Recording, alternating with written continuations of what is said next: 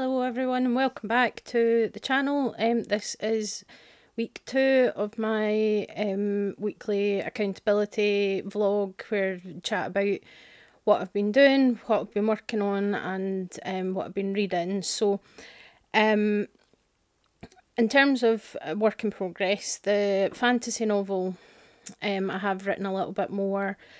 And I've got the kind of plot and everything finalised, so I'm going to be participating in a writing challenge through October, which is called Zap Wham Pow, if you've heard of it. It's basically a replacement for NaNoWriMo, since we don't really like NaNoWriMo anymore because there's been some really problematic things have happened within that organisation, so this is kind of a fun replacement for it. So you kind of spend September plotting and planning everything, and then throughout October you write as much as you can and you earn the letters for wham and then the exclamation point, and depending on how many words you manage to write. So that's kind of the plan. So that I'm aiming then to have my fantasy work in progress finished, the first draft, by the end of October. So that's the goal. Hopefully that's something I'm going to manage to achieve, but we'll see how that goes. I have also been putting together a few bits and pieces for another novel idea I've got, which is a kind of sort of urban horror kind of a thing. So not really ready to talk too much about that, but I have got some planning and things in the progress for that in the background. So that is something that I'm starting to kind of piece together. So as far as what I've been reading, I have finished When the Moon Hatched by Sarah A. Parker. So I did finish the book a couple of days ago. I kind of enjoyed it. It was an interesting read. In a lot of ways, it was it definitely had enough to kind of keep me going to the finish to finish reading it. It's certainly not something that I would consider a 5-star read for me. The kind of romance between the two main characters felt, I don't know, there was something that just felt a bit off about it. It was really kind of weird, and perhaps the kind of twist, you know, towards the end maybe explains that a bit more. I don't want to kind of give any spoilers for people that haven't read it, but it felt kind of, it just felt a bit off. There was something a wee bit strange about it. Some of the actual writing to me was maybe a wee bit over the top, bordering on kind of purple prose. You know, just some kind of strange descriptions and things, and there was a lot of things thrown in, that like world building elements that were thrown in that weren't really properly explained. So it was almost like it was just assumed that you knew all these details about the kind of magic system and how that worked, and oh, you know, what all these things were, and even like the kinds of the dragons and things. And there is, I mean, there's a glossary and everything included to help with that. For some reason in the Kindle version that I read, that was all at the back, but from some reviews I've seen online, it seems to be at the front of the book, whether if you've got like the paperback or the hard copy, I guess. But you know, certainly I feel like some of that stuff could have been better and better explained in the story. I mean, you know, one thing that when I talk about world building I always talk about is that you know, as long as you can make something make sense in universe, and can make something, you know, that there's an in-universe explanation for it, then it's going to be more believable to your audience. And you know, when it comes to reading a novel, you don't really want to force the reader to go and sit and read through you know, a glossary and a whole explanation for things, when you could explain these things better within the story itself and let the reader discover it that way. And I think that would have made more sense. And certainly, you know, in terms of the characters, the main character could be quite frustrating at times, I think. Just felt like she was always kind of standing in her own way, and really, you know, decisions that she made were quite bizarre. I say it's an interesting enough story, and I think it's enough that I probably will read the follow-up when it comes out next year. I probably will want to read it just to see what happened, but I've definitely come across better, and I think the the word choice and things was a bit over the top, I say, a bit flowery, and just a lot of kind of adjectives thrown in there that maybe weren't necessary, and it could have been worded better. And I say the main character, I think needs to, she really needs to actually think about or something else, and I'm not really sure how to put it, but she's kind of refusing to accept help, and she's refusing to accept that somebody might actually care for her, and that kind of thing, and it's all very complicated, and I just think, I don't know, there's some things about her that are kind of likeable, and there's some things that are kind of relatable, but there's a lot of things that I did kind of struggle to really see where she was coming from with.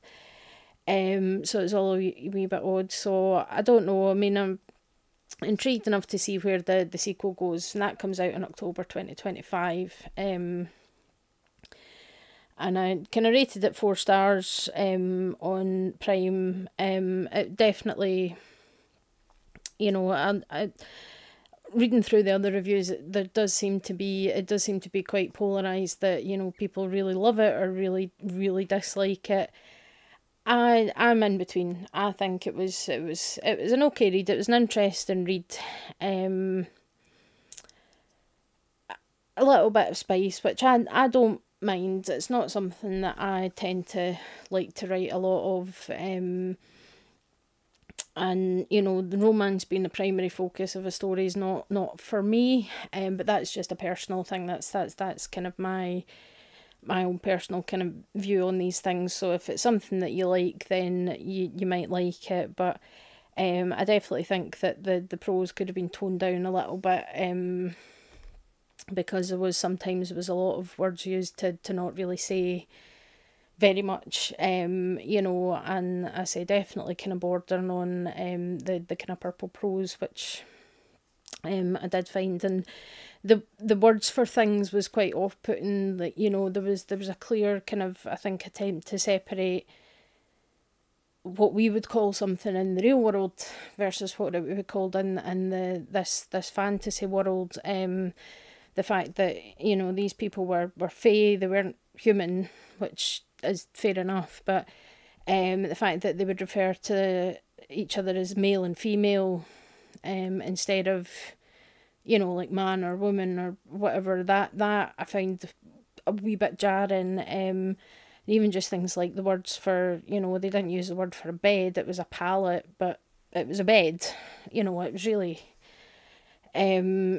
just, it felt kind of forced almost. It's just like, no, we need to separate this completely from the real world, so we're going to use alternate names for just basic things that that people have, like beds and chairs and things, and that is something that I found quite jarring, I think. I would have wanted to learn a bit more about the different types of dragons as well, and that's something that just wasn't really explained too much through the story.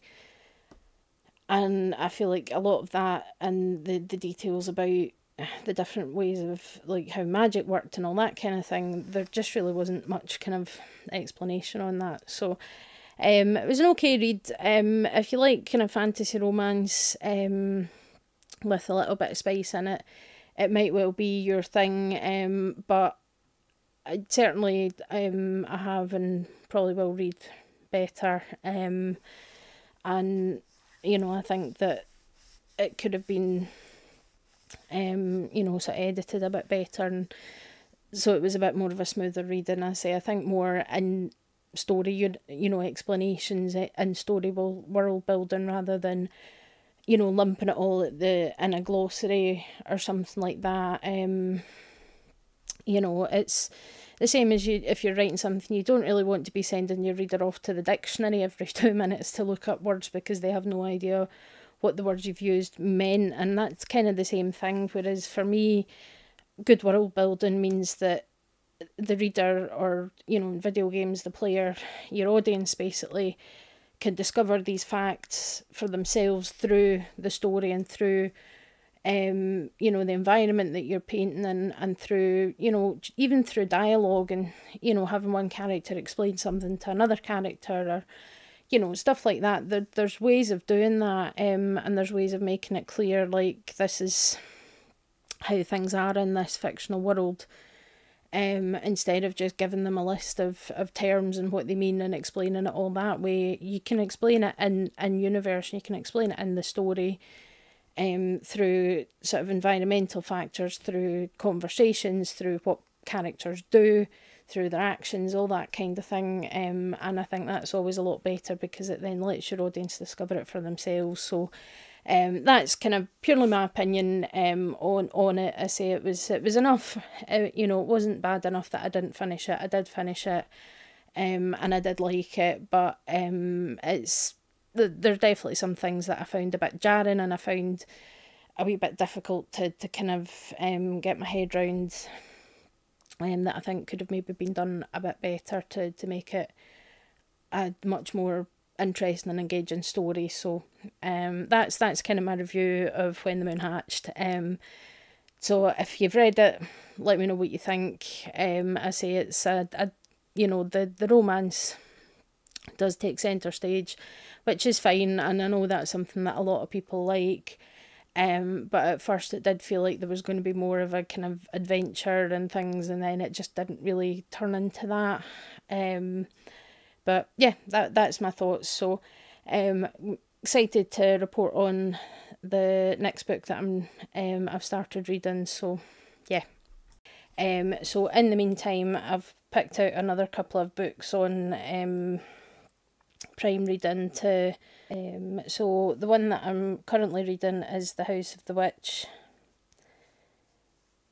and it is by Claire Marchant, and it's, I say, I've just got started on it, so I'm still quite early in, but it seems like it's going to turn into something quite interesting going forward. So you know, I do quite like the kind of witchy and the history of, you know, sort of witchcraft and all of that stuff, and you know, sort of history of Britain, history of America, and that. So it's really quite interesting. It's quite a nice, easy read.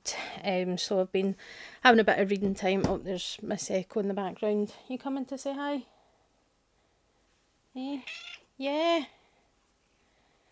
So, yeah, so obviously I've got this little lady who likes to be involved in everything that I'm doing, but a good friend of mine's away on her honeymoon at the moment, so I have been going, between me and another friend, we've been going in to kind of sit with her cat for a little while in the evening so that she doesn't get too lonely. So that's been quite nice, to have some reading time with a feline companion who's not quite as wild as this one, because you're a pain in the backside and just cause trouble and chaos. But my friend's cat, she's a wee old lady now, that cat. So we just chill, and I'll read and just kind of sit with her and stuff, which has been quite nice.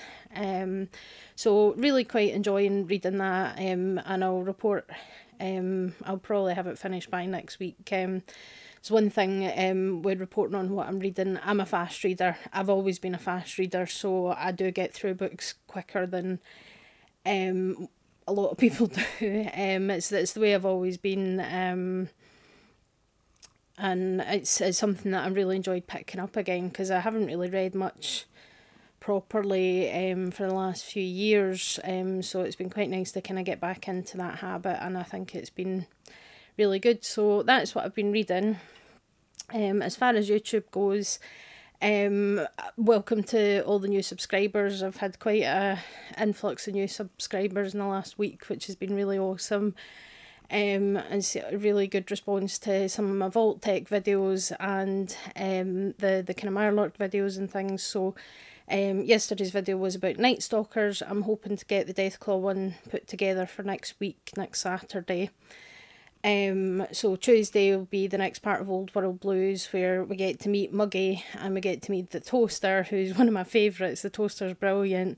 Gives off very Cave Johnson lemon rant energy. The Toaster, he's great. So that's coming on Tuesday.